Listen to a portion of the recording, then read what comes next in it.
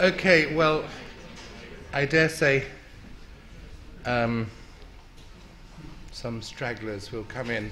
And I slightly apologize for, in fact, ending earlier than I'd intended to. I heard the person tell me it was 5:02 when it was obviously only about 5:22. I'm not normally one to give up time.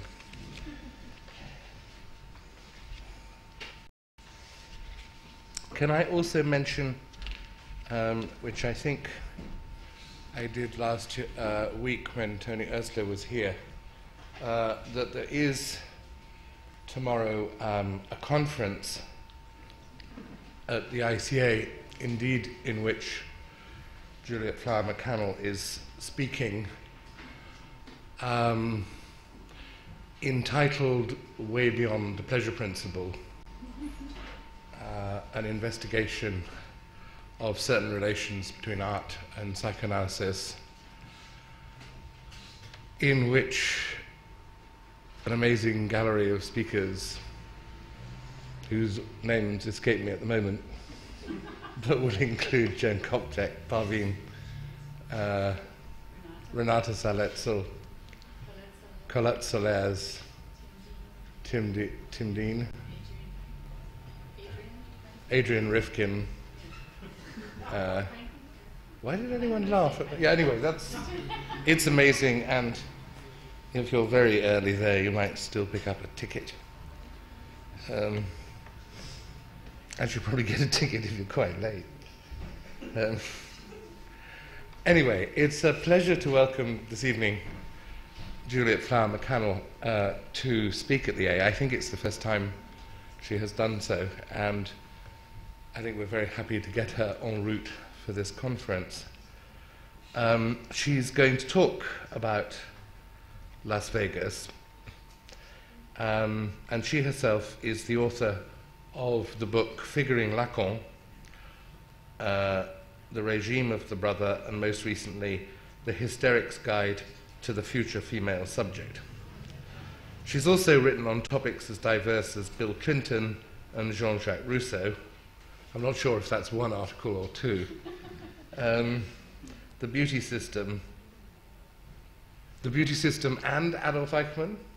Yes, no, it's not together. Oh, it's not together, sorry. That's, all right, the beauty system and another article, this time on Adolf Eichmann. The two together would sure make an article. Perversion and Love. She's Professor Emeritus of Comparative Literature at Irvine University and is currently consulting professor at Stanford University. She recently founded the Journal of Culture and the Unconscious, published by the California Psychoanalytic Circle, which she co-chairs. She's been... Called A. Sorry? It's called A. It's interesting. Sorry. The journal is called A, the Journal of Culture. The journal is called A. Oh, Ah, right. Oh, sorry, the journal is called A, the Journal of Culture and the Unconscious. Yes. But it's not B anything. She's been artist in residence at Headland Centre for the Arts and at the Engelhardt Foundation's Moorhole Colony in Bequia, selected by the ICA in Boston. It's a pleasure to welcome Juliet Flower MacCannell.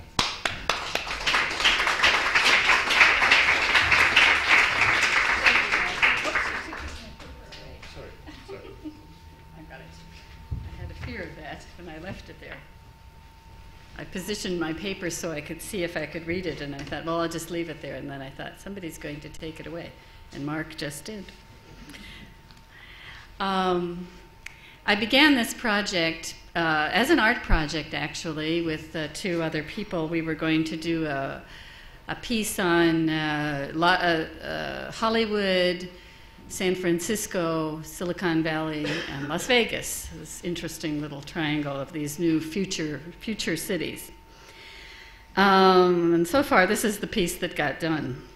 And then I was asked to in an emergency to come to the Davies Forum on Modern Values in San Francisco. It was a big public forum, and speak about the city and cinema.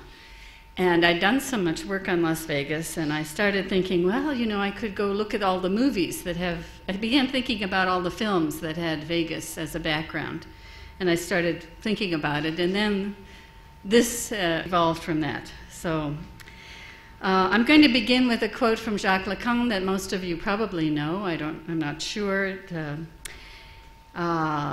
Somebody asked him when he was visiting at Johns Hopkins University for his definition of the unconscious.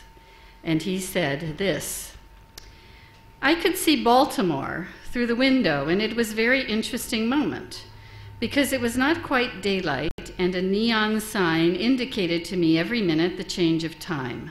And naturally there was heavy traffic, and I remarked to myself that exactly all that I could see, except for some trees in the distance, was the result of thoughts, actively thinking thoughts, where the functions played by the subjects was not completely obvious. The best image to sum up the unconscious is Baltimore in the early morning." Did you know this quote, or do you know this quote? It's very famous. So the prologue to this paper is From Civic Space to Cyberspace. "It is by now a truism that the great democratic cities of North America reached their zenith along with the cinema, when grand movie palaces offered a diverse urban populace a vast democratic night to meet and mingle. It's equally a truism that with television piped directly into individual households, the cinematic city as meeting ground waned considerably, leaving the urban field to linger on as fantasy, the kind Disney designed, as his televisual power increased, and to decay as reality. You've all seen images of urban decay in America. Finally, with the internet revolution, single individuals claim to be capable of being virtually everywhere at once. Consequently, urbanists have begun theorizing cities as financial nodes and entertainment showcases, that's Manuel Castells and Saskia Sassen, but with little other reason to exist. Since few in the West feel tied to any collectives anymore, not even the family, we can now ask a once unthinkable question. Is the classic city, and particularly the classic North American city, as such, no more?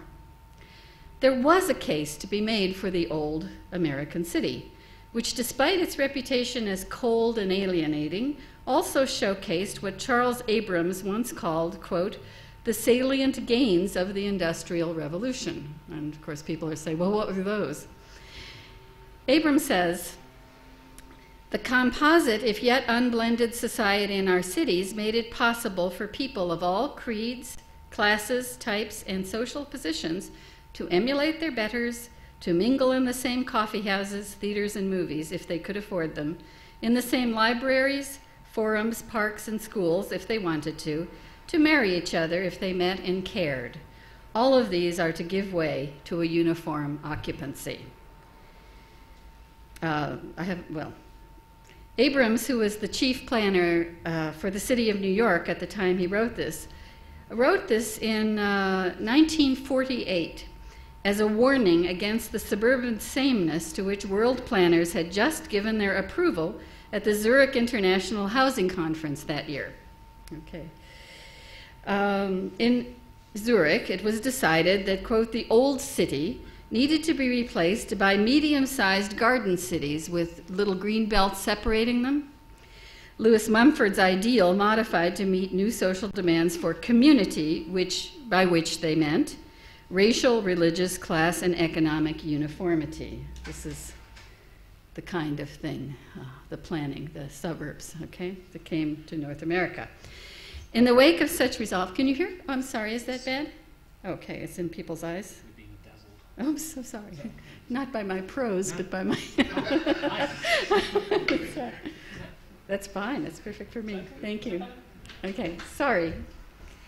In the wake of such resolve, suburbs sprouted all over the world and cut their succeeding generations on an anti-urban bias. With the dot-com revolution, the social scope that Abrams granted the city appears to be stripped down now to just my room, the one wired directly to the world in a cyberspace that claims to displace civic space altogether. We find everywhere predictions that after the internet, the city will linger on, either as gloriously Disneyfied fantasy or the sophisticated postmodern city light museumized for suburbanite visitation. That's what Saskia Sassen argues. Of the early cinematic reflex of the city, what remains? Only its most negative elements, the easy playing to mass fantasy, the promoting of consumer goods, all of which are accomplished more efficiently and economically in a telectronic, digitized domain that sidesteps the complicated institutions, what Abrams enumerated, theaters, libraries, parks, schools, that made up the municipalities it supplants. Before pronouncing the cinematic democratic city completely vanished, however, and that quote about the vast democratic night, by the way, came from Marguerite Duras in an early book of hers. Might we ask if the city, Lacan's city of desire, has not bloomed anew and even thrived, albeit in a very unexpected place?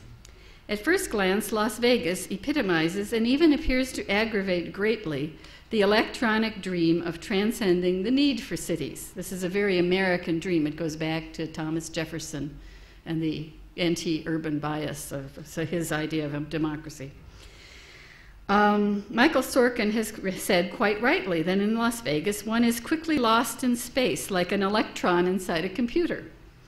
Nevertheless, it's also true that Las Vegas happens to be Hollywood's dream, and not Disney's Hollywood dream, but just Hollywood's dream. And what film has dreamt does not necessarily parallel what video and the telectronic do. Las Vegas is intimately indebted to film, to its money, to its history, its theory, and I think significantly to its technology. In Las Vegas, cinematic techniques have flowered in completely unpredicted and surprising ways. In Las Vegas lies a key, both terrifying and yet strangely hopeful, to the fate of the American city. Las Vegas, the Meadows, was originally an oasis sparsely populated by Paiute Indians. These were later joined by Mormon settlers who were drawn to its artesian wells as they trekked the Salt Lake to Southern California Trail. Each of the series of successive Vegas growth spurts came from without. In the early 20th century, the railroad began stopping there, and the settlement grew explosively. In the late 1920s, the federal government planned Hoover Dam for just outside the town. Is that signal for me, or is that nice? As the Great Depression deepened, thousands flowed to Las Vegas anticipating jobs in the massive public works project. Gambling was legalized in Nevada in 1931. The first casinos were financed largely with Mormon money. Only later did local bankers, organized crime, Teamster Union funds, and Hollywood money move in. During World War II, Nellis Air Force Base furnished new outsiders to swell the presidential ranks of Vegas as well. The 1940s also brought the mob. In 1946, Bugsy Siegel of Murder Incorporated opened his dream, the Flamingo Hotel. As the United States began assembling its atomic arsenal in the desert nearby, defense workers streamed into the Vegas region. In time, the yellow-green glow of A-bomb and H-bomb tests became tourist spectacles, visible as far as 200 miles south in California along the Colorado River. I actually saw this as a young person. The whole sky would become yellow. Vegas restaurateurs, who set up viewing areas for the convenience of atomic tourists so they could watch the blasts at closer range, often requested bigger and bigger blasts to lure more patrons. Atomic Vegas in the mid-50s was the one I first saw. I did not lay eyes on it again until 1998, by which time it had already become the new Vegas. The big city actually arrived early in the small town of Vegas. By the 1950s, New York and Chicago refugees to Southern California, like my own parents, were finding in Vegas something to offset the bewildering sunniness of the Golden State, California. Looking back, I can see that 50s Vegas, with its Broadway reruns, Borscht Belt comics, elegant dining, and its hint of the wicked, seemed much more Chicago and New York-like than the culture, any culture they could find in a very suburban-seeming California. That sounds illogical, I know, except when you consider that at the time Vegas was actively catering to East Coast and Midwest ex-urbanites who in droves were fleeing their cities for suburbs and sunbelts. Chicago lost 40%, my neighborhood of Chicago lost 40% of its white population in 2 years, and everyone went to the Sunbelt. Hollywood first moved to Vegas in the 1950s, and it has stayed. Today, the two places are almost synonymous with each other.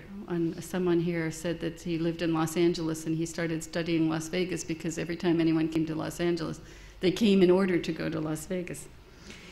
They are intertwined financially and culturally, but back then it was personalities, Frank Sinatra, Sammy Davis Jr., Dean Martin, Peter Lawford, who linked them. The Rat Pack began appearing in Vegas regularly as performers in the 1960s, and when the law was changed in 1967 to say that corporations could own property in Las Vegas, Howard Hughes moved in. You know Howard Hughes, he had an argument with the people at the Desert Inn, and when he couldn't win, he just bought them out. And then he just said, well, I'll buy 5 or 6 other casinos.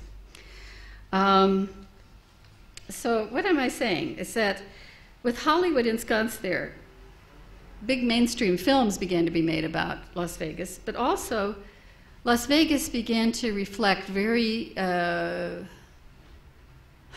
could I say, very clearly the state of the attitude toward the American city, but also I think predicted its future as well. I wanted to bring some clips, but I couldn't redo them for PAL, but I don't know how many movies you've seen. In the 1960s, the movies were Ocean's 11. Has anyone ever seen that? Yes. It's a good movie. It's about the paratroopers who decide to plan an assault on Las Vegas. And what they're assaulting is the Strip.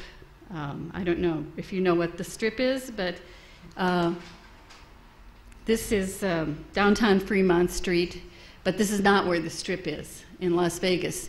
Fremont Street was really just like, it looks like a parody of any American downtown, you know, the big financial centers of American. Here's, for example, here's a postcard of San Francisco, and that's the Transamerica building. This is the financial center, and Fremont Street looks a little bit, you know, something very similar. It got a main street, and it's got big lights. But the Strip was different. The Strip already predicted the shopping mall style that was about to take over as 1960s America, for economic, racial, and nuclear reasons, ran full tilt away from the city. Indeed, to Robert Venturi and Denise Scott Brown, in Learning from Las Vegas, the Strip was the blueprint for the dawning suburban style.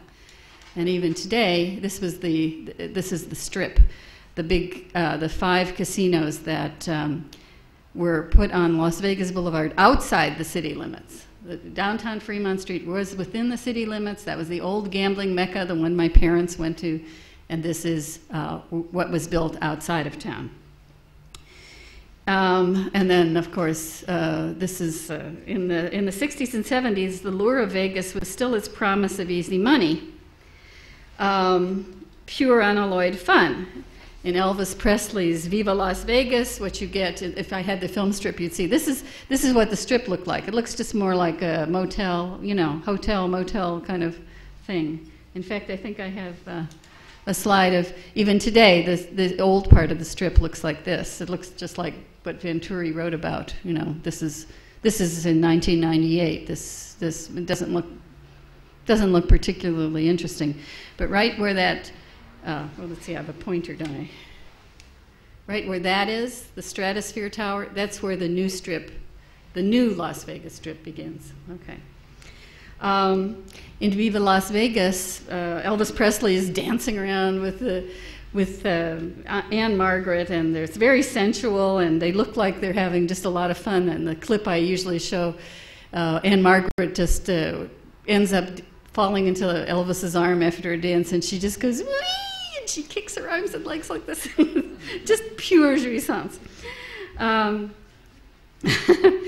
But the Viva Las Vegas was kind of a turning point, too, because the whole movie is also a travelogue for Vegas. And it's a travelogue for Vegas, but it's also a kind of invitation to real estate people to develop around the city, and what indeed they did do. They had built an artificial lake outside of town, Lake Mead, and this is one of the kinds of developments that are there now. It's taken, you know, it's a digitized photo of it, but this is the Lakes, Nevada.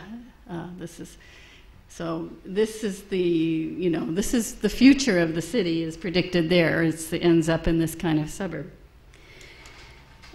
Oops, excuse me, that's not yet. As Vegas acquired its middle-aged suburban spread, the Hollywood connection waned. Fewer films featuring Las Vegas were made, and the focus on sensual fun faded too. And what you get in something like 1990 Showgirls, I don't know if you ever saw that, it's a terrible movie by Joe Esterhazy. It's about a very, it's about a hard-boiled, ruthless gold digger, a dancer who sees Vegas as cold sex, conscienceless greed, and unlimited sham, that is, as ironic, Stearlian perverse. And when you know, in the film clips, if you compare the sensual dance of Anne Margaret to this very jerky, you know, that kind of dance, very controlled thing, you can see that they, you know, they could have been choreographed by computer. They didn't need to be girls. Even though they show full frontal nudity and there's lots of, you know, swimming pool sex and things like that, it doesn't, there's nothing sexy or fun about it. In fact, it's bathed in blaring brightness, and you just have the feeling that it's an unconscious reflex of all the enormous amounts of light and electricity and water that Las Vegas consumes at an enormous rate. You know, and everything. If you go to Las Vegas from the outside, you see nothing but food trucks and power lines moving in, just highways. It's just a huge consumer pit. But let me just say that the exuberance of the title Viva Las Vegas has now been superseded in the public mind by the downbeat Leaving Las Vegas, who won, you know, remember the Oscar film of 1995, and the more recent Fear and Loathing in. There's a reason. Las Vegas is clearly not what it was. While American cities flourished, Vegas represented the enjoyments those cities, as stand-ins for like Freud's civilization, officially forbids but really cannot forego. Fast living, bright lights, gaming, and sex. It stood up more openly and more aggressively for these safety valves than any other city could afford to. You went right up against the law in Vegas, the law of chance, the law of love, with impunity. Prostitution was and is, still remains, legal only in Nevada and the United States, and divorce was much easier and quicker there than in any other state. But so was marriage. Drive-through wedding chapels still flourish in the town. Their bride clientele regularly trip through casinos in their wedding gowns. You can still see them every night. You see brides running through. In Vegas, Americans instinctively claimed provisional sanctuary from the norm, the law. It was the place to play with our discontents in civilization, a counterpoint to established, tidy, civil Anglo-American order, the place where the ideologies and ethics of the day could temporarily lapse. But I would not call that old Vegas a place of fantasy. And there's a technical reason I'll get to in a minute. The originating impulse of Vegas went directly against the deep Puritan bias of US culture. But Vegas also embodied a more broadly contrarian spirit. When the Justice Department went after the mafia in the 1950s and 60s, for example, Las Vegas immediately embraced the mob. In the 60s and 70s, when the rest of America gave itself fully to television, Las Vegas went Hollywood. So I think there's a pattern there of being contrary. The lights are brighter now than ever, but something of the essence in Las Vegas has dramatically altered this situation of being like the place to play. I don't know if, have you all seen Casino by Martin Scorsese? Yes. There's a very nice shock ending to it, which is it's actual footage of a casino being blown up. Okay. The shock ending to Martin Scorsese's tale of Vegas passions marked and mourned the passing of the town's long association with naughty fun just outside the limit of the law. A corporate-run, born-again Vegas, the one Scorsese's film denounces, now sells itself as a premier family vacation spot. As Disneyland for adults, Vegas's brothels have been removed from Clark County and relocated 40 miles east to Pahrump. very funny name. Las Vegas is now the holiday destination of choice for Midwesterners, old folks, families, and foreigners. 15% of all Americans have visited Las Vegas. And after it opened the international airport a couple of years ago, the foreign visitation is zoomed. Today, Las Vegas has over 1 million inhabitants. Boosters and investors see its economic expansion as virtually limitless. Casino construction, financed mainly with junk bonds in the early 1990s, rapidly became and stayed its #1 industry. More Vegas revenues now come from the service side, food and hotel rooms, than from the gambling side. As one tycoon put it, at the end of the day, we don't care which cash register the profits come out of. If the old Vegas was a series of gambles, New Vegas seems to have taken the chance out of chance. No matter what the original cost, any new casino pays for itself completely within 2 years. An obvious incentive to keep building, and therefore, like in the Scorsese movie, to keep blowing up casinos. The way they start to build a new casino is they blow up an old one. While betting against the house guarantees the house always wins, the mafia put in $6 million, and I know in Britain that doesn't mean the same thing, but it took out $100 billion, okay? Even gambling's monster profits don't satisfy the expanding corporate appetite for more the way the new resort casinos do. Indeed, the space allotted to gambling in the casinos now in the planning is 20% smaller than what it was. So gambling is no longer important. You've got the family vacation, you've got the downgrading of gambling and obviously of sex. So what's the attraction in Las Vegas? Well, we can see why the corporations have flocked there. You can just go on getting profit after profit after profit with very little worry about not taking the money out. But why are so many people rushing to this godforsaken place in the middle of the Mojave Desert? If they're not going there to play a little fast and loose with the laws of love and chance. If we guessed that they were seeking, like the corporations, unlimited enjoyment, I think we'd be quite wrong. Nor are they necessarily seeking to escape urban civilization, since most of them come from the suburbs. Why are they coming? Well, they're coming to see something, and they're coming to experience something. They're coming to see the massive black glass pyramidal Luxor with King Tut's tomb reproduced in its lower levels. Okay? A fantasy castle land, Excalibur, which is the most Disney-like of the casinos. A replicant city, New York, New York, complete with Brooklyn Bridge, Statue of Liberty, and Coney Island in scaled-down form. That's New York, New York. The artificial volcano periodically erupting in front of the Mirage, which also has a very authentic-looking rainforest inside. There's the rainforest. In fact, it's made with once live trees that, as they were living, they put epoxy in their water, and the trees sucked up the stiffening agent, which killed them, but also preserved them forever in that form. There's a pirate ship at there's Treasure Island. I don't have a picture of it, but there's a big pirate ship, which the Jolly Roger, which battles and sinks a British frigate several times a day. Caesar's Palace, whose huge interior shopping mall features a faux sky ceiling lighted to cycle from dawn to dusk at hourly intervals. And the latest addition on the north side of the Vegas Boulevard is Steve Wynn's Bellagio, a scaled-down copy of Lake Como out front. Inside, there's an art gallery with Picassos and Renoirs for sale. I don't know if you can read that, but it says now appearing. Van Gogh, Monet, Cezanne, and Picasso. Excuse me, but I can't, when I went there in 1958, it was, now appearing Sammy Davis Jr., but somehow this is different. Across from the Bellagio, an oversized golden lion stands before the MGM Grand Casino, realizing in plastic form the parent company's lion head film logo. The Paris experience, under construction when I visited in 1998, is now finished.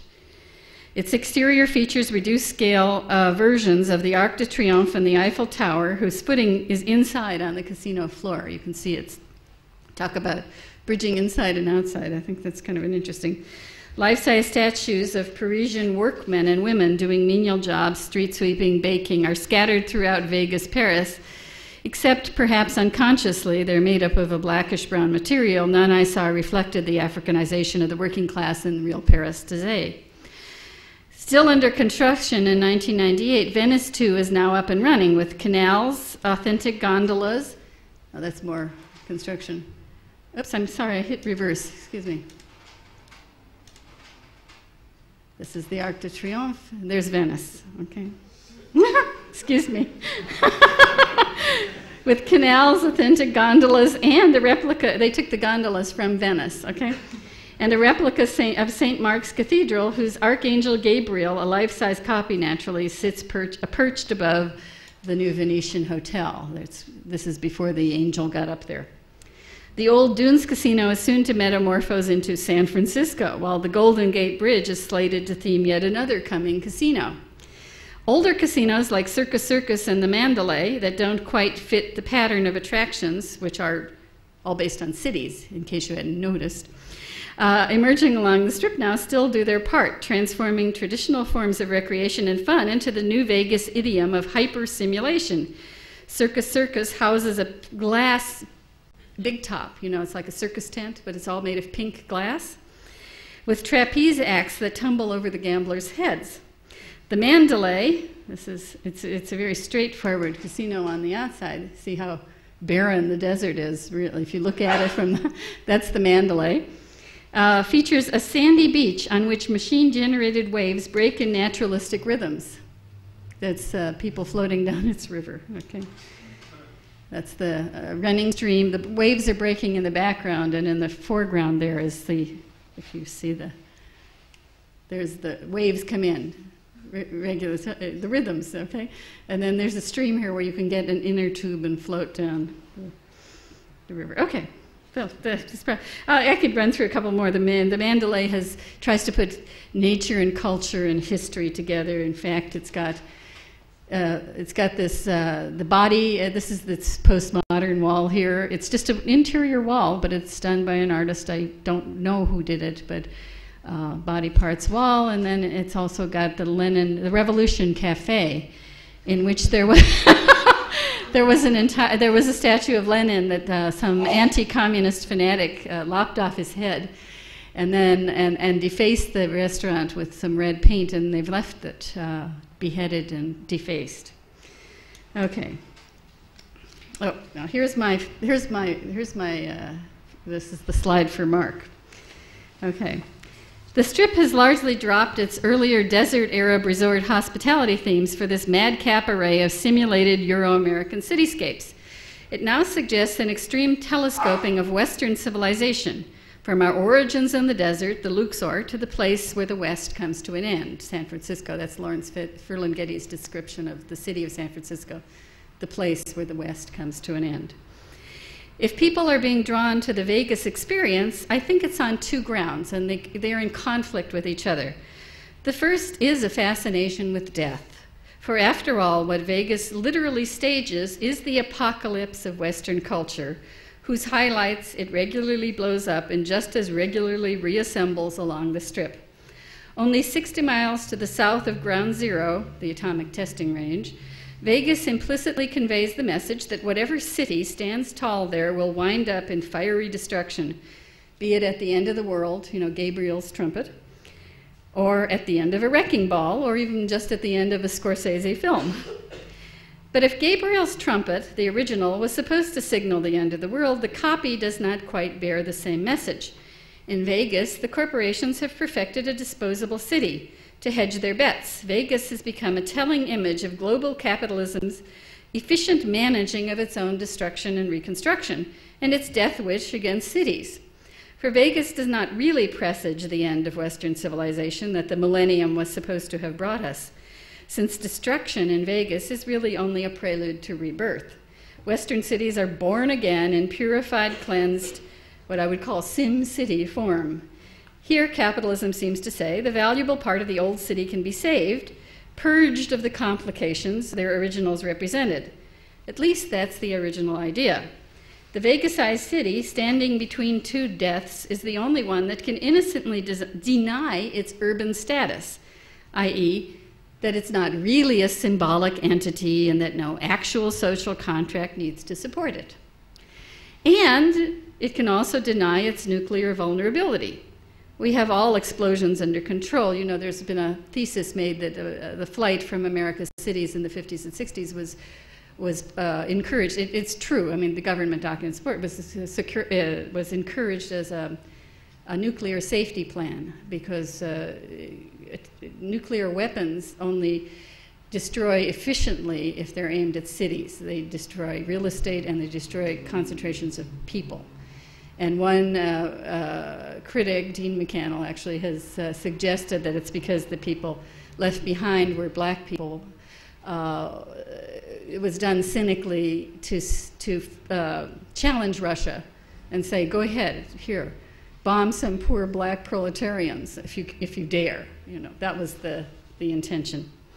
In Vegas, the city lives on the life support offered by controlled simulation and selective replication. The message that globalizing capitalist culture wants us to hear is that no city can assert its unique, timeless value, not any longer. No city may continue to make any special claims on our affections. The local cultural basis for any city's attractiveness is rendered nil. Excuse me. I came from California, so I'm a little. The New Vegas stages the demise of Western cities and demonstrates that capital has the power to resurrect them. If there were other historical and ideological reasons for the sprouting of Vegas's sim cities, the capitalist fantasy of herbicide, as I call it, URBICID, seems the deeper urge. Around 1990, for example, as the Gulf War raged, the Persian Gulf War raged, Vegas began replacing the gambling resort's traditional desert nomad motifs, the dunes, the sands, the desert inn, with Eurocentric urban ones. Is the fact that there is a Gulf War moment only coincidental? Vegas began taking on an urban focus at the very moment that the US began smart bombing the city of and the very first city in the Western world, right? Corporate Vegas declares the city dead and then revives it as entertainment, as tourist city, or as theme park, you know, Michael Sorkin. Urbanists addressing the redevelopment of all cities quite frankly view them as consumer commodities manufactured to appeal to suburbanites fit for tourism. And fit for tourism means no surprises. But as art critic Lucy Lepard, following Michael Sorkin's lead, has already complained, designed environments globally dominate major cities, from vine bars to the thicketed courtyards of Hyatt hotels, to prim pocket parks, to cement-channeled rivers, to the world's largest malls, to the regimented suburban parklands that claim to imitate the environment they replace. And this is true. I think that this is very much there in one side of Las Vegas. In fact, Glenn Schaefer of Circus Circus calls his casinos entertainment megastores, like Walmart. And he boasts of having created a whole vacation in a single building. And they do have everything. They have malls, they have gyms, they have upscale restaurants, and etc. Now, I think that, you know, this is the slide for Mark, because this is a Hyatt hotel precisely ad, and this is, in a way, this is the thrust of the kind of building, those like Mandalay, you see, most of the hotels are just big, tall, and interesting high-rises, except for what they put out front. And the figure here says, when there's nowhere you have to be, where do you go? Every now and then it happens, a little extra time on your hands, a whole city at your feet. How wonderfully overwhelming. Not to fear, however, Hyatt will help you enjoy each precious minute. It's quite possible you will find the entertainment you desire right in the hotel. Granted, your time on a business trip is rarely your own, etc. But, you know, I love this because, first of all, that's no picture of any real city. It's a very cleaned up city, if anything. It's obviously photoshopped. If you look, you know, there's nothing there. There's no life in those buildings at all. They're either hotels, possibly, but most likely some kind of corporate buildings. And they look like Orange County, California, for example. You know, I don't know if you've ever been there, but it's so cleaned up. It's got, one of my students called it in Spanish. Well, he was from South America, but he said he called it an urbanity without a city. So you get these enormous blocks of these buildings, and they look just like that. And but it's very interesting because to me they're talking about her freedom, and she's obviously at some kind of convention. Excuse me, I'm away from the mic. And she's free, and what do they say? Okay, if you're free, it's overwhelming. We'll take care of you. And essentially, that's a picture of enclosure, if you look at it. There she is, surrounded by these lifeless buildings that, I don't know if this somehow didn't stay up. It's like some kind of, is that okay? Or?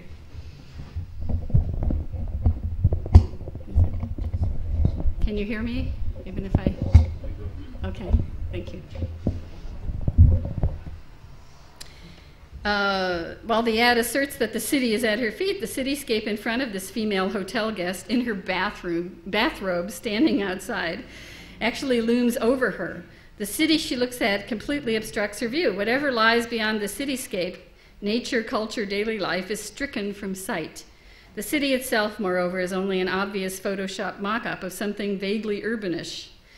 The skyscraper windows that face this guest are so darkly tinted that no one could see anyone or anything within them.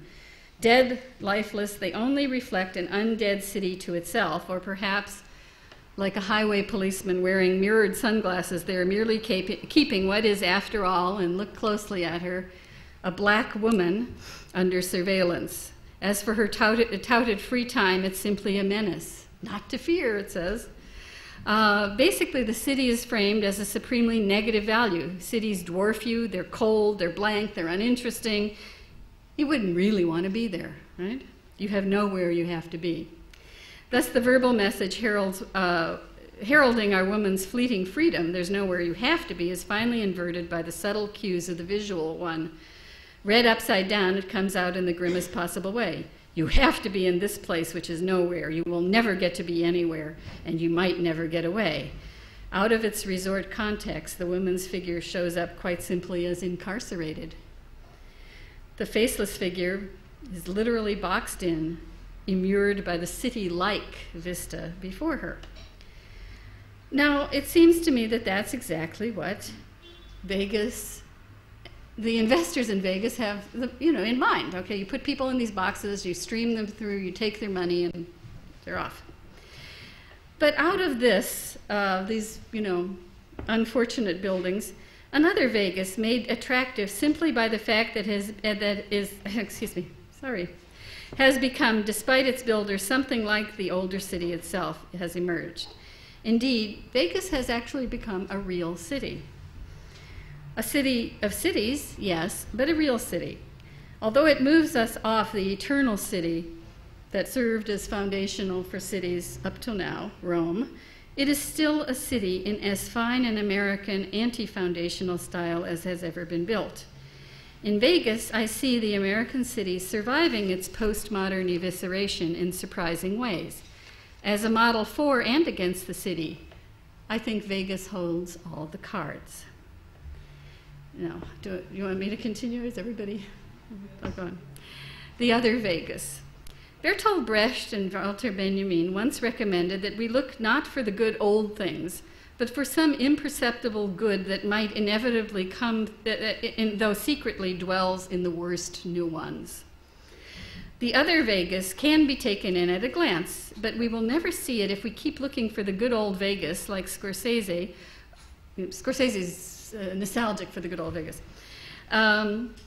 Or for its bad, gritty underbelly like the one Mike Davis unearths all the time, full of vile labor practices, extreme economic inequality, corruption, and environmental degradation, which are, of course, abundantly there. Now, this is a worker's hovel behind the stratosphere. You can see it's really quite bad. Although, right around the corner from this is, people in the hovels making their art, too. To see the good in Vegas, we have to look at what it has always been, a pure cipher for the city, or the American city, a distorting mirror revealing the city's virtues and flaws, its weaknesses, and its resoluteness. If Vegas throws into brilliant relief the theme park limits that we have set around the city today, in America anyway, I don't know about Europe, it also portends yet another mutation in the city in the making, the city of desire. That is the city, what Lacan called the city of the signifier. Vegas, I think, finally resists both urban death drive and the Disneyfication that first paved its way with a counter poison. We find this pharmacon in its layout, its workmanship, and its unique use of space. Las Vegas is undoubtedly the model city of global postmodernism, that is, but it's not itself postmodern. It has too much variety, fragility, awkwardness, and depth. It cannot be reduced to the city light, L-I-T-E, you know, like Coke Light, of developers' dreams, because unlike other cities caught in the urban dead end, Las Vegas has a crucial saving grace. It was designed from the beginning to confront its own real death.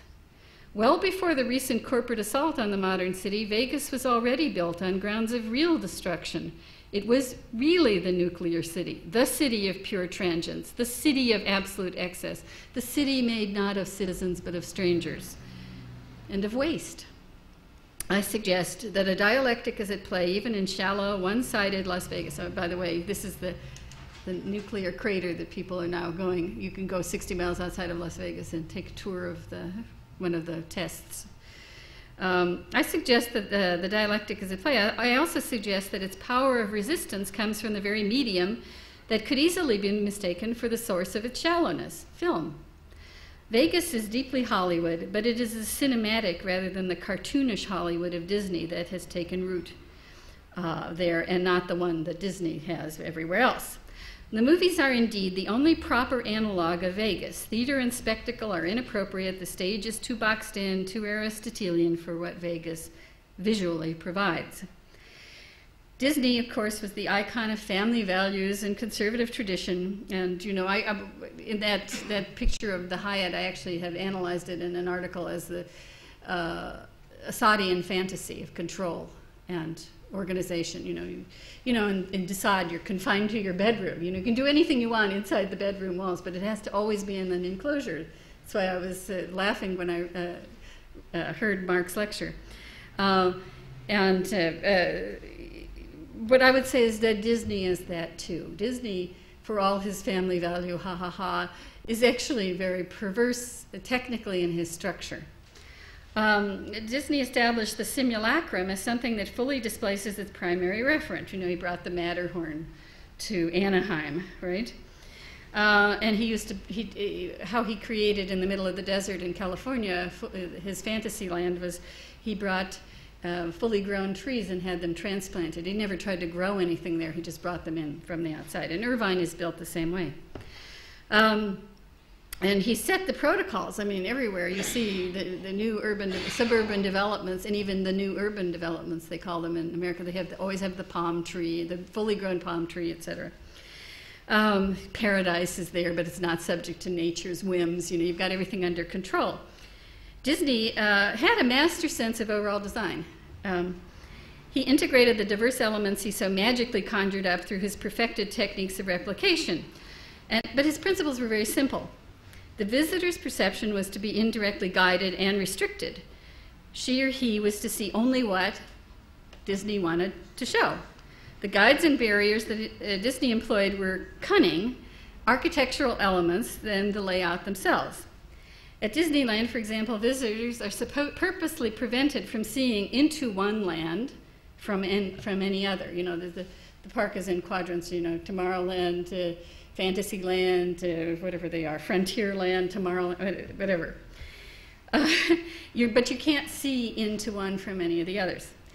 But the way you are led from one place to another is by what Disney called the hub and weenie principle of design. Do you know this? I mean, is this common knowledge in architecture schools? You know what a weenie is? In America, it's like a big sausage. It's a hot dog, what we call a hot dog. They're also called wieners. Okay. And he called it this himself, the hub and weenie principle. So you have a big weenie, and then you have a low-lying hub around it. And everything, the buildings, the rides in Disneyland are built with a low profile. All the colors are subdued, except for these big, tall phallic structures that anchor the low-lying hubs. And the structures are tall enough that you can aim for the structure to get from one land to the next.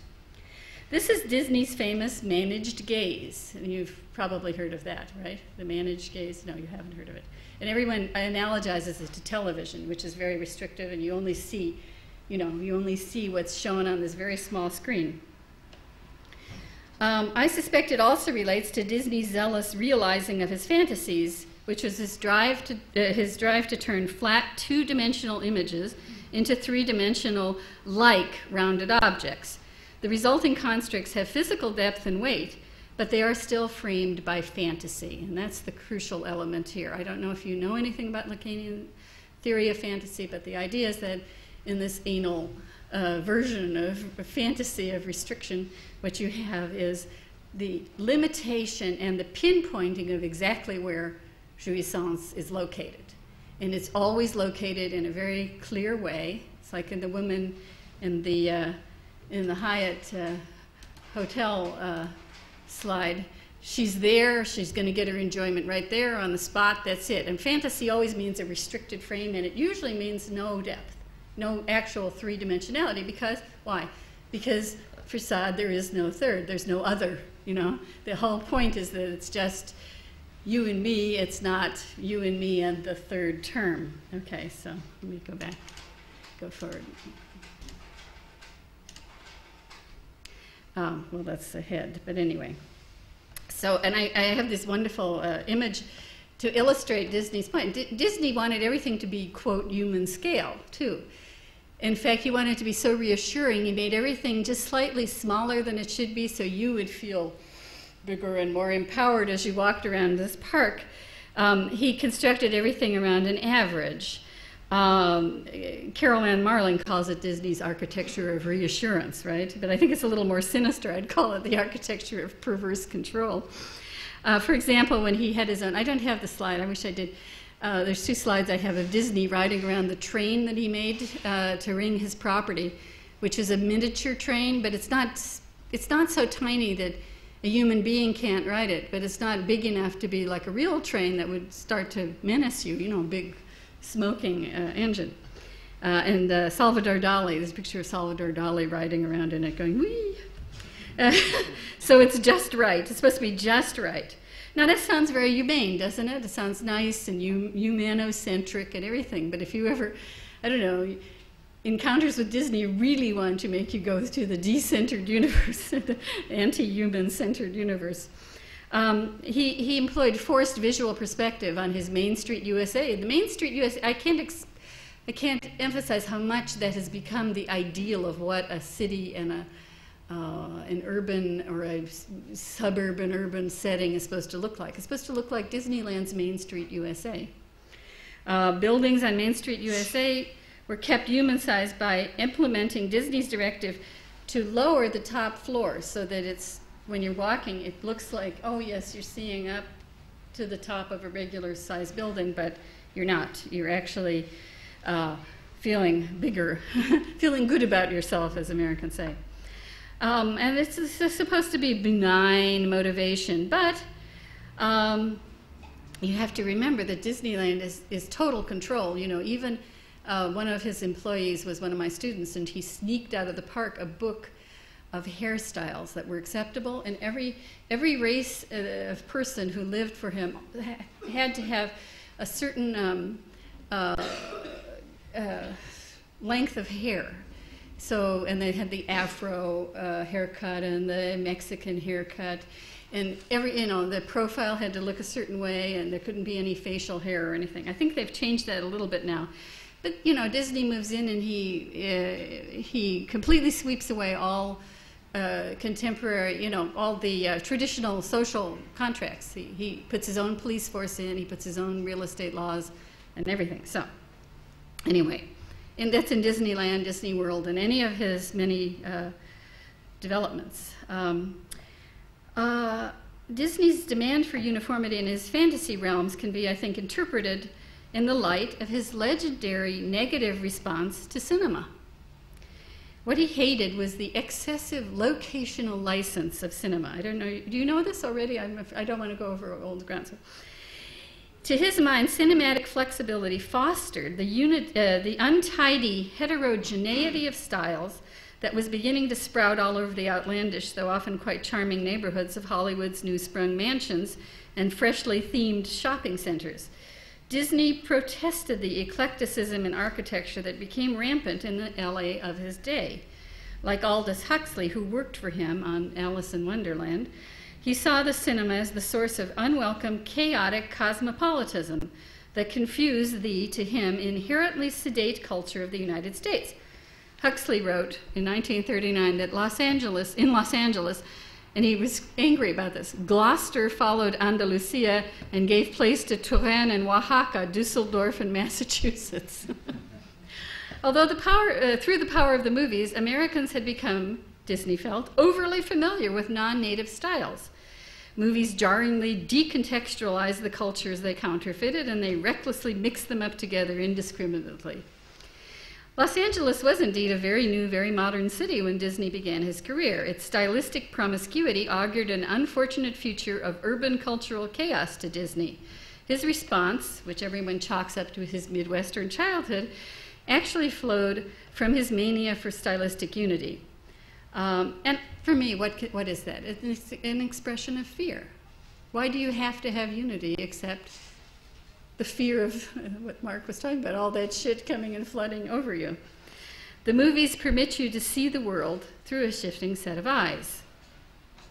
Uh-oh, where's a page missing here? Yes, here it is. Okay. Now, I'm going to, I don't want to take too much longer, but I would have to say that nothing along Las Vegas Boulevard today, not the landscaping or the sculptured facades facing each other across it, permits Disney's managed perspective to operate. How is this freedom of perspective wrested from the Glenn Schaefer's like of Circus Circus who would contain and control it? One factor is that Vegas, the new Vegas, has surprisingly turned into a pedestrian city. You really can't drive along that giant, broad boulevard. If you do, you have to slow yourself to the pace of the pedestrians. It's very interesting that in America, here, it should be the quintessential motor city, you know, drive-through marriage chapels, right? But here it has become a pedestrian city. And even downtown Fremont Street has been made into a pedestrian mall. But this, I don't know if you, can you tell what that is that you're looking at? It's the Fremont Street Experience, which is a canopy over 2 or 3 blocks of Fremont Street, the one that I had first, the little parody downtown. And it's a light show, and it's light and sound, and it changes. It's huge. It just, I don't know. People come there for free, and they stop and look at it. And I would say one other thing about Vegas before I pull to a close here so you don't get so tired of hearing about this. I think that Vegas comes across completely the opposite from what anybody intended, I think. Corporate builders, capitalists, whoever it was that put the money in, didn't intend it. And I think it's because of this.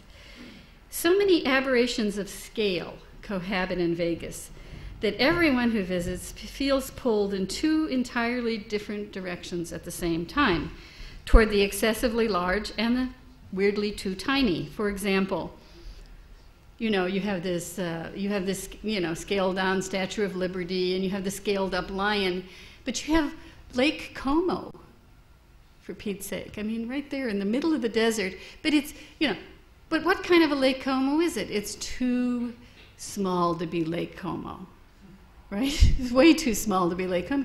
And at the same time, it's way too large to just be a little landscaping element in the middle of a desert. It's huge, it's gigantic. If you go to walk, you have to take a long time to walk around it, and they play music, and they have, spouting fountains. So it's a very strange scaling, which I think comes from what? The only place you really find that freedom of scaling is in the movies. Remember how, I think it's Deleuze who describes how, you can see all of, well, I think I have you can see all of Manhattan in one frame of a film. That's from The Naked City. And then you can, Hitchcock's Suspicion, a glass of milk can fill the screen, or in Shadow of a Doubt, an emerald ring can fill the screen. So you get, and you can be in one place and another in the movies. So I think that in certain way that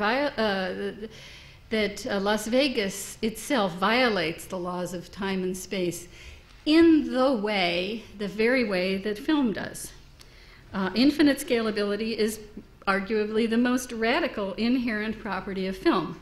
Famed photographer Harold Edgerton caught on film the crown of tiny droplets sprayed as milk was spilled. Remember Edgerton? But during the war, did you know that Edgerton also pioneered the use of this flash photography from high altitude planes, so that using a powerful light he could take pictures of entire villages when they were worried about aerial bombardment. Motion pictures make the spatial elasticity of film salient, as I've said, and to film's unique quality of making space infinitely scalable, the motion picture adds the dimension of time, and you can go from one place to another in the twinkling of an eye. So finally, I'll just end with this, and I'll show you a couple of things. The thing about Las Vegas Boulevard is you can see all the casinos. As you're walking along one side, you can see them side by side. They're not isolated. They try to be. They cover enormous amounts of space, but you can always see one, as compared to Disney, you can see from one land to the next, from one city to the next. And in fact, they're kind of huddled together. And I kept thinking of, they reminded me of Ellis Island, the emigration point for the United States. They're more like Ellis Island refugees from than sublime bodies of their city, nation, states. Indeed, a few blocks off the strip, we found Ellis Island Casino. The jumbled look, the eclectic scaling, and general dislocation produced by the Vegas Strip comes closer to symbolizing a quintessentially human space than Disney's forced human centering. It whisks us hither and yon like Pascal caught between his two infinities. And out of this dynamism of scales and shifting scenes, a distinctively human, and I think distinctively urban, sense emerges. Because after all, what does a city do for you? It gives you both. Any good, big, old city gives you both. And I have a lot more, but let me just end up with a couple of things to show you my final thesis, which is that because it's based on the principles of film, that Vegas can't be filmed. And I've discussed this with Richard Barnes, who's one of the most famous architectural photographers. I don't know if you know him over here, but he did Ted Kaczynski's cabin in Montana, and he's done enormous, the Palace of Fine Arts in San Francisco, architectural photography, and he feels defeated by it. He can't film it. And I will just show you two examples to conclude here of what happens when people try to film it or try to The other thesis is that Vegas is like a city, like a regular, good, old-fashioned city, because it's unique.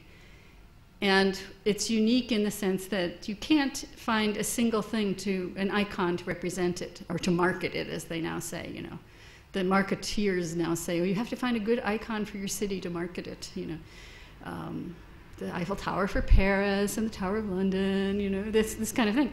And you can't find a single icon for it. And I doubt that anyone ever will.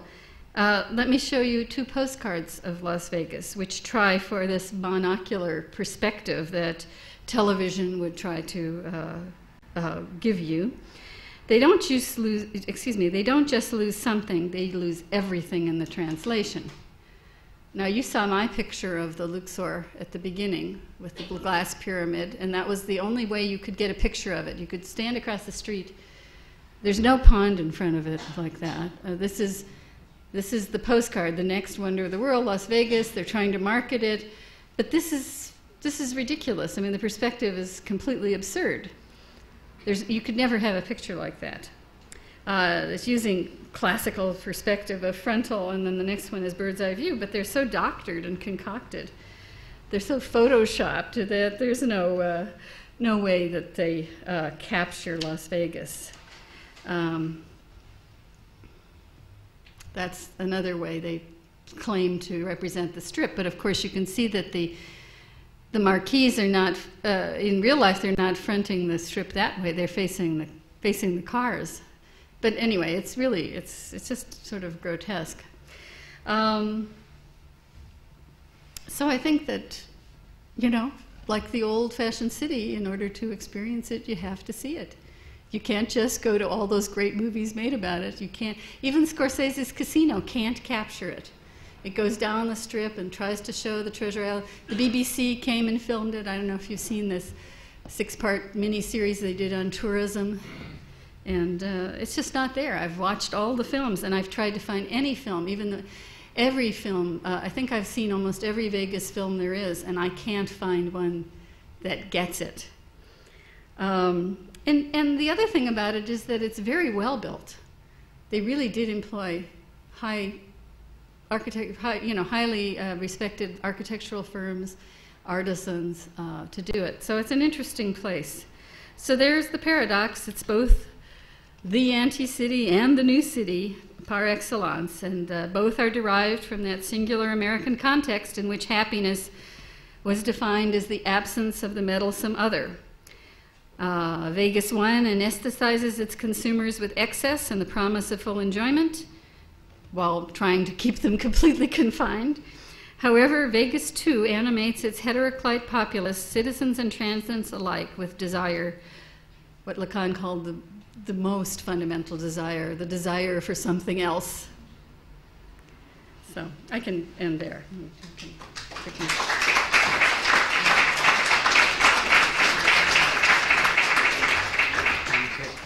Yes, I could take questions, yes. Okay, well, we have like a few minutes. I'm sorry it went on longer than I thought. Does anyone have a question? Yes? Okay. You mentioned at the beginning of your lecture that theming had been seen by some theories as an element of urban decay in American cities. An element of, no, it's to reduce urban decay. You eviscerate the city, you get everybody to move out, and then you rebuild the cities, but as theme parks. That's Michael Sorkin's thesis. And you know his book, The Variations on a Theme Park? Okay. Well, yeah. as opposed to that, those that see theming as an element that corrupts architecture, so to speak, how would you characterize the irony of Las Vegas becoming this model for post? I know, it's just bizarre, but I would say, rather than being themed, it is themed, but it also is intended to produce a kind of a maybe unintended, but it does, a multi-dimensional experience that you don't get. In Disney, you get what he gives you. That's it. In the themed new urbanism, you get what you're given. You're given the house that looks like a nice little old small town house with a generous front porch and all of that. But that's it. There's nothing more to it. But in Las Vegas, it's more like you're on a movie set, and it's primed for any experience that you're going to have there. It's not the only experience you have. You experience it, but you have something else. Yeah.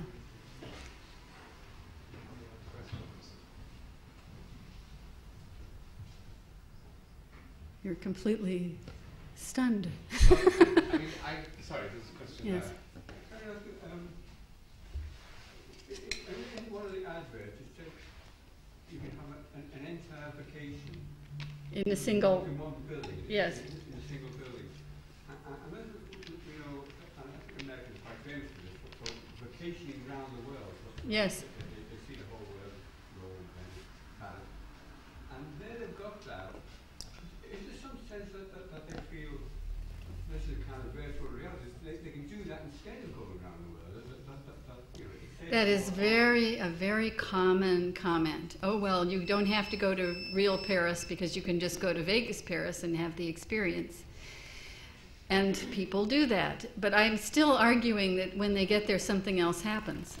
It's a unique experience simply because, you know, I've been to Little World in Japan where I don't know if you know about Japan, they have taken authentic, real villages from around the world. I've been in Indonesian villages, Malaysian villages, French villages, German villages. In Japan, they have an enormous park. And they brought the people over. They brought people to, and they paid them to live in their own village and just be visited. And by the time I know, by the time I went there, it was several years old, and it was a total, absolute failure. And why was it a failure? First of all, the people couldn't stand living there because they had to, you know, I think Dean McCannell made this word, museumized. I mean, they're just frozen. They're not allowed to live. They're not allowed to develop. They're not allowed to have any experience outside of that. And nobody wanted to see it. Nobody wanted to come to Little World to see it, really, even though it should be just like this. So that's what gave me the first clue that something other than that was really happening in Las Vegas. And people go there by the millions. And people give you any excuse. Oh, well, I like the food. Or I like the shows. It's easier to go to a show there. And they can tell you, but anybody who knows psychoanalysis knows that they don't tell you the truth necessarily. They don't even know. Yes? What do you think of Solvang, the town of Solvang? The Danish town I really don't know it that well. I've been through it, but I hadn't thought about it, actually. That seems to be like the Little World. Little World. Yeah, I would think so. I mean, I've never been interested in going to, except going through it. I haven't really decided to stop and stay, but maybe I should do that. But I would think so. I think there's a real difference. And what it comes down to is this idea of the urban or the city, particularly the North American city, as this place where everyone came from everywhere else. America is a community of strangers, and you can't, or foreigners, people foreign to each other, and you can't deny that, and you have to create a different model. I mean, as I said, you get off the Rome, the eternal city, all roads lead to Rome. That's something different. America's got to experiment with its own form, and somehow it seems like this is one of those experiments. Yes? You mentioned Disney's train that's too big or too small. You actually use it as too big to be a toy. And I was thinking how that would pose the problem of charging a fare. I just thought of it as sort of a capitalistic model of exchange, how you charge, how do you measure financially distance in that sense, which would be sort of a problem for Disney capitalism. How would capitalism then be remodeled in your sort of view? How does a manufacturer, I would see Vegas in that sense as a factory of self-perpetuating money scheme. So right. How would then, if you isolate Vegas as maybe a model in the future for where the city might go, how would that then work how would capitalism evolve in that sense? Well, if it could learn from it, I don't know if it can. Yeah, what's to learn? Well, I was thinking, one of these, I don't know if in England you have this very popular phrase in America called upscale. Every time there's whenever there's you don't have that, gentrification, we called it before, but now they call it going upscale. So the little corner restaurant that you used to go to and you knew the owners and everything, suddenly it becomes upscale. And it only has continental cuisine, and you don't know the owners anymore, and usually then it becomes part of a chain and, one of these things. But, in order to have the idea of upscale, you have to have a fixed scale. You have to say there's a bottom and there's a top. And you have to say that there's people at the bottom and they're all clambering to get up. That's what capitalism runs on. And I don't even want to say, I hate to use that term because Mark was saying last night, it's not the Marxists that deal with Las Vegas. But to me, it's almost more, it's more the founding ideas here of how we relate to time and space that are challenged there. And I think that might be important. The cinema was this incredible money-making thing that no one knew could make money. I don't know. I mean, I should cut this off, but the big movie palaces began in Chicago when these Russian grocers went to the Nickelodeons and said they brought their mother. This is a very funny story. These Russian Jewish grocers, and the mother finally wanted to know what her boys were doing, going to these Nickelodeons, and they, with great apprehension, brought her to the Nickelodeons, the old movies, the little. And as they went in, the mother said, this is the business for us. The people have to pay before they get the experience. It was Balaban, who later became the head of Paramount. But but in Chicago, what they pioneered, Balaban and Katz theaters, they used the finest architects in the world, and they created the Movie Palace in Chicago. And the rhetoric was this: why should the hard-working people of Chicago do without the beauties and the amenities that only the crowned heads of Europe could enjoy? Why do we not give them as much beauty as only royalty had before? Because in our country, royalty doesn't reign anymore. The people are the sovereign. And it's a very shocking thing. Now, of course, they're all flattened. Not all of them. Some are still there. But they were the movie theater I went to as a child, the Tivoli. And I remember it as a very beautiful movie theater. It was actually a reproduction of the forecourt of Versailles. And it was well done. That's why my first apprehension of Las Vegas is, my God, this is not ticky-tacky. When you go to Disneyland, it looks awful behind the scenes. The colors are drab. You can, they hide the dirt. I mean, they really do. But it's there, all the more that it's there. But it was, it's an interesting moment. Anyway. Can I maybe kind of cut us off? close it by asking a last question? Okay. I thought one very complex issue that ran through the account that maybe kind of isn't resolved is the whole kind of issue of scale. Yes.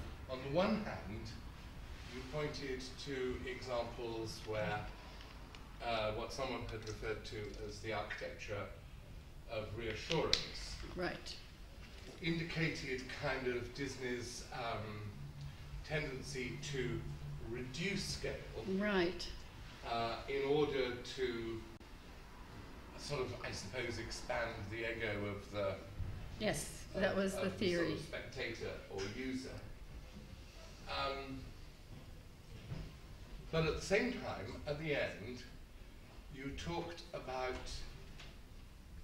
the way in which, because of its peculiar use of scale, which might include the huge as well, yes, it was impossible to film Vegas, or possibly even photograph it, yes, because, in your view, it was already itself a result of the kind of elasticity of scale. yes. You've got it. Which comes got it perfectly, yes. Cinema. No, I haven't got the argument. Now I'll disagree with it. Okay, that's fine. Well, I mean, I wonder, first of all, whether that actually is cinema's relation to space and scale. On the one hand, cinema's incredibly good medium for, and does so obviously very famously, with the very problem of variation of scale. Mm-hmm. From the 30s, something like The Incredible Shrinking Man. Oh yes, all those are the Incredible Voyage. Incredibly good Disney movie like Honey, I Shrunk the Kids. I've never seen that one, actually. That's absolutely brilliant. Yes. Now, actually, it seems to me that actually film, in that sense, is able to deal with variations of scale very well, precisely because as a medium, and this is perhaps to disagree, although it's able to show things at different distances, Mm-hmm. it actually never, in a sense, unless it does it deliberately as a special effect, cheats the spectator of being able to enter into a scalar relation to it as an embodied spectator. Now, it seems to me, in a sense, one might reformulate the proposition that the reason why film would find it difficult to film Vegas is because there's already been a manipulation of scale, Mm-hmm. which, far from being cinematic itself, is kind of anti-cinema. That is to say, originates from kind of other sources than the cinematic. ultimately, you might say, after all, many of the questions of the downscaled kind of urban montage of Paris or of New York are evidently kind of computer generated. Mm-hmm, yes, you can see that. They look like posters, and in a actually. sense, it's. I think what I'm trying to say is it's not film which loses scale, it's the computer. Not because I'm referring to some humanist dimension of human scale. I agree that is true. Everything that you said is very true. And it's very true if you see Las Vegas as I've shown it here in the only way I could through a series of discrete slides. But what I'm saying about the experience of Las Vegas is that it is like when you move into cinematic space and you are whisked hither and yon. You cannot see New York, New York without seeing Excalibur next to it or the Mirage right beside it. So there's something very strange about it. No matter how, I mean, they have tried to make differences. And you know, the corporations have even tried to bar pedestrians. They have tried to say, our sidewalk belongs to us. You can't walk in front of us. They're building a like a Disney, you know, what do you call those, monorail between the casinos. So you never go outside. You'll never walk down the strip. That's the ideal. And I think that in the fact of being able to walk down at a pedestrian's pace and see all that stuff at once, to me this is the difference, you know. You can take each discrete one and say, oh my God, especially New York is very tacky. And you go in and it's got these little, obviously plastic, tiny trees, these little plastic birds in it. But, you know, there it is, sitting right next to something else that completely belies its existence. And that's something different, that's something new. But to me, that's something much more like a city. You know, you go to San Francisco and you're in Chinatown, and the next thing you're in the fancy urban shopping area, and they're right cheek by jowl. You know, you walk from one to the next immediately. And anyway, so that was my thesis. Okay, Juliet, thank you very much indeed on behalf of the Thank you. Okay.